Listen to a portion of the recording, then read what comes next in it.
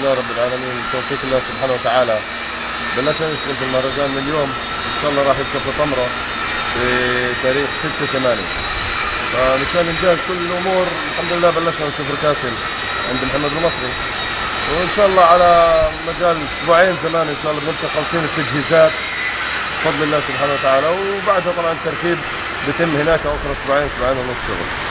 فنسال الله دائما التوفيق، واهل كفر القاسم الله يبارك فيهم، والله كثير منهم اولاد الحج محمد زيد ونمر زيد الصوص امجد الخراط وسائر، هذول تبرعوا في كثير، وابن عمهم برضه تبرعوا في كثير اشياء الحمد لله ما يقارب 5-6,000 شيكل. وبعض الاخوان برضه من هنا الحج اسعد حمدي بنيان، وبعض الاخوان الاخ رائد تبرع برضه في مواد للتجهيزات للمهرجان ان شاء الله البناء الكبير اللي راح يفتح. ونسال الله التوفيق للجميع ودعائكم لنا. مش يقدموا للخير، يجوا يتطوعوا ويجوا يساعدونا في تركيب الناس. الأشقة والمساعدة في سبيل الله.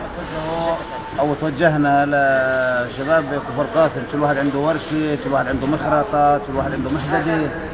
صدق استعدوا استعداد تام، وانا برفع راسي والله في البلد.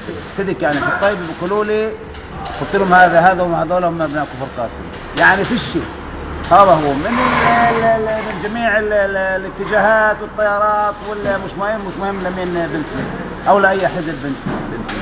صدق لكنا منهم تجاوب، وهي الشباب اخواننا من الطيب بيشهدوا، بارك الله فيهم جميعهم، وبالذات اولاد الصوص، والله امجد الصوص محمد المصري على استضافته في المحدده بتاعته كفر قاسم.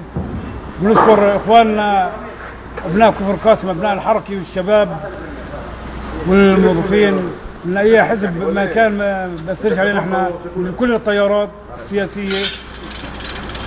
وبنشكر الرئيس بلديه كفر قاسم جابر، رئيس مجلس جرجولي، اللي اتاح لنا فرصه نشارك في المهرجان السنوي ان شاء الله. ونشكر كل الاخوان وشكرا.